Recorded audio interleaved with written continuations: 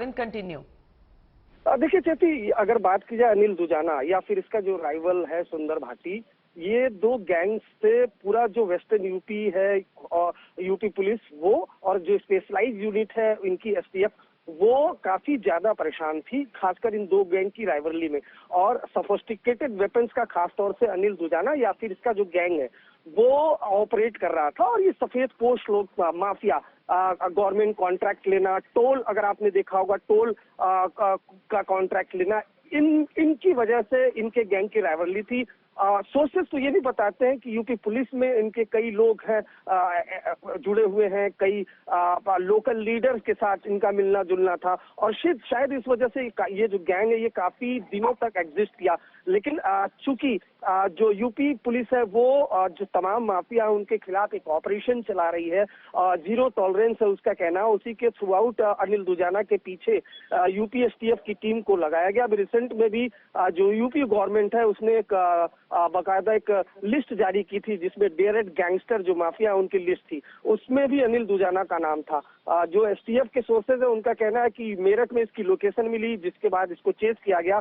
India today के पास अभी recent pictures I है स्पॉट की, जिसमें दिखाई दे रहा है कि जो ये बता रहा है कि कितना बड़ा गन बैटल वहां पर हुआ है यूपी एसटीएफ और अनिल दुजाना के बीच, जिसमें अनिल दुजाना को गोली लगी, उसको हॉस्पिटल ले जाया गया जहां उसकी मौत हो गई। लेकिन जाहिर सी बात है वेस्टर्न यूपी की खास तौर से बात की जाए, आपको ये नई खबर आ रही है कि गन बैटल काफी हुआ था उसको उसका इनकाउंटर होने से पहले, अरविंद? जी बिल्कुल, काफी राउंड फायरिंग हुई। अभी लेटेस्ट की पिक्चर्स इंडिया टुडे के पास जो सोर्सेज से मिली है उसके मुताबिक एक जो स्कॉर्पियो है, स्कॉर्पियो गाड़ी में कई गोलियां लगी हुई है। स्पॉट पर कई जो गन बैटल के जो साइन है वो वहां पर दिखाई दे रहे हैं। तो ये एक बड़ा इनकाउंटर इसको चेती कहा जा सकता है। और अनिल दुजाना, अनिल नागर इसका पूरा नाम था। इसकी बात की जाए तो नोएडा, ग्रेटर नोएडा, दिल्ली, हरियाणा, इन इलाकों में खास तौर से बड़ी इंडस्ट्री जिनकी होती थी, उनके जो बड़े बड़े बिजनेसमैन ऑनर, उनको थ्रेट करना, उनसे एक्सटॉर्शन वसूल करना, और खास तौर से जो ये दो गैंग्स के बीच राइवलरी रही उससे वेस्टर्न यूपी काफी परेशान रहा। क्योंकि उस दौरान दोनों, चाहे सुंदर भाटी चाहे अनिल दुजाना, इनके गैंग की दुश्मनी में AK-47 जैसे वेपन से फायरिंग होती थी और तकरीबन 20 से ज्यादा लोग अभी तक दोनों गैंग वार में मारे जा चुके हैं। तो ये एक बड़ा सरदर्द था यूपी पुलिस के लिए भी। बिल्कुल। अरविंद, आप हमारे साथ बने रहिए, हमारे पास ग्राउंड रिपोर्ट आ रहा है एनकाउंटर साइट से। Let's listen in to our reporter. और जो यहाँ पर जो मुठभेड़ हुई है, आप देख सकते हैं कि कितनी यहाँ पर मुठभेड़ हुई है और यहाँ पर गोलियां पड़ी हुई हैं, गोलियों के सारे खोखे पड़े हुए हैं और लगातार एसटीएफ की टीम जो है वो अनिल दुजाना को ढूंढ रही थी और आज आखिरकार मुठभेड़ हो गई। उस्मान चौधरी, मेरठ, यूपी तक। That was a ground report coming in from our reporter who's present at the encounter site. Do we have Arvind Ojha with us still? Arvind, आपको मेरी आवाज आ रही है?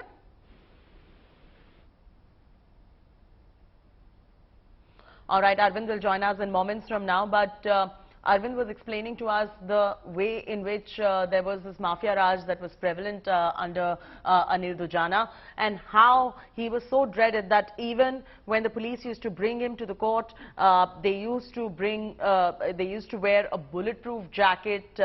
We've got those reactions coming in from several members of UP law enforcement too. We can play those reactions out, but the ground report right there coming in just explained how there were multiple rounds of bullets that were fired, and there was an exchange of fire that took place, and after that Anil Dujana was killed in this encounter.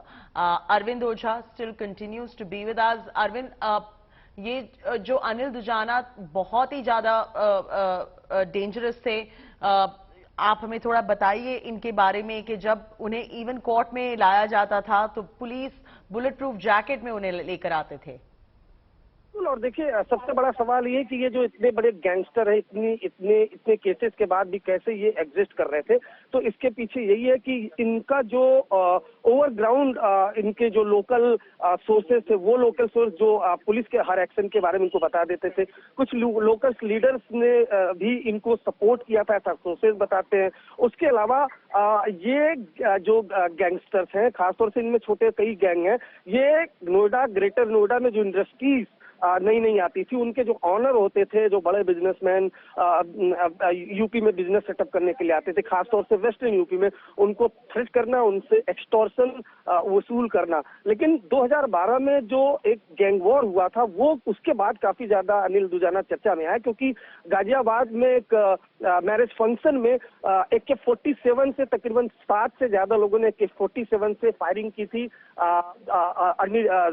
सुंदर भाटी जो दूसरे gang western UP का, उसके ऊपर सुंदर भाटी हालांकि इसमें बच गया था, लेकिन उसके बाद से जो यूपी गवर्नमेंट है वो पूरी तरह से, और यूपी पुलिस, वो इस गैंग पर काम करने लग गई थी। और उसी के तहत अनिल दुजाना अभी जब बेल पर आया तो पैरोल इसने जंप किया, और उसके बाद लगातार जो विटनेस है उनको थ्रेट कर रहा था, जिसके बाद यूपी एसटीएफ को टास्क सौंपा गया था, और यूपी एसटीएफ ने इसको चेस किया। मेरठ में कई राउंड दोनों तरफ से फायरिंग हुई है, ये भी जानकारी मिली है, क्योंकि जो स्पॉट की पिक्चर्स है कहती हुआ आप देख पा रहे होंगे कि जो स्कॉर्पियो गाड़ी है दिल्ली नंबर की, उसमें कई गोलियां लगी हुई हैं, स्पॉट पर कई खोखे के निशान है वो लगे हुए हैं। तो ये अभी की इनिशियल जानकारी मिली है जो सोर्सेस से, वो हम आपको बता रहे हैं। जी बिल्कुल।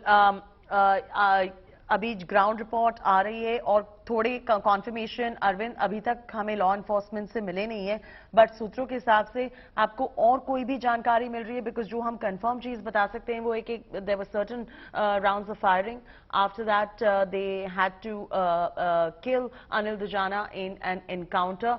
पर हम जिनसे भी बात करें वो कह रहे further details are awaited. Arvind ji बिल्कुल, देखिए ये क्लियर कट है। जो पिक्चर्स आई हैं इंडिया टुडे नेक्सस के स्पॉट से मेरठ के पास की काफी ज्यादा राउंड फायरिंग हुई है, और उसमें अनिल दुजाना मारा गया। कि अनिल दुजाना के साथ क्या कोई और भी एसोसिएट था, वो मेरठ में क्या करने जा रहा था, ये अभी इन्वेस्टिगेशन करेगी पुलिस, लेकिन जिसको चेस किया जा रहा था। और इंटरेस्टिंगली आपको बताऊं चाहती, यूपी एसटीएफ को आज पूरे 25 साल हो गए एग्जिस्टेंस को। यानी यूपी एसटीएफ को जब बनाया गया था, सी प्रकाश शुक्ला जो यूपी का एक बहुत बड़ा गैंगस्टर था, जिसने उस वक्त बिल्कुल। अरविंद आप हमारे साथ प्लीज बने रहिए, हमें एक और ग्राउंड रिपोर्ट मिल रहा है। Let's listen in to our reporter on ground zero at the moment. साथ में उसकी मुठभेड़ हुई है। आप देख सकते हैं कि यहाँ पर खोखे पड़े हुए हैं और एसटीएफ की टीम यहाँ पर है, और यहाँ पर मुठभेड़ हुई है। आप देख सकते हैं कि वेपन्स भी एसटीएफ के पास है। यहाँ से बताया जा रहा है कि वो आ रहा था और आने के बाद में यहाँ एसटीएफ की मुठभेड़ हुई है। मुठभेड़ के बाद में उसको यहाँ से वो मारा गया है और यहाँ से उसको उठा करके ले जाए गए हैं। ये उसकी गाड़ी है, जो गाड़ी यहाँ खड़ी हुई। आप देख सकते हैं कि यहाँ पर उसका जो वेपन्स भी पड़े हैं, और यहाँ कितनी फायरिंग हुई है आप देख सकते हैं कि यहाँ पर सारे जो खोखे हैं वो पड़े हुए हैं, उसका जो वेपन है वो भी पड़ा हुआ है। और आप देख सकते हैं कि यहाँ ये गाड़ी है। बताया जा रहा है कि वो अपनी गाड़ी से यहाँ से निकल रहा था और एसटीएफ से यहाँ उसकी मुठभेड़ हुई है। और यहाँ पर आप देख सकते हैं कि यहाँ मुठभेड़ के बाद में ये उसकी गाड़ी है, और ये वो यहाँ पर गाड़ी यहाँ आके टकराई है। उसके बाद में एसटीएफ की यहाँ मुठभेड़ हुई है और अनिल दुजाना को यहाँ से ले जाया गया है, और ले जाके अब अस्पताल उसको ले जाया गया है। यहाँ से उसकी बॉडी हटा ली गई है, और यहाँ पर एसटीएफ की टीम है लगातार, और जो यहाँ पर जब मुठभेड़ हुई है, अब आप देख सकते हैं कि कितनी यहाँ पर मुठभेड़ हुई है, और यहाँ पर गोलियां पड़ी हुई हैं।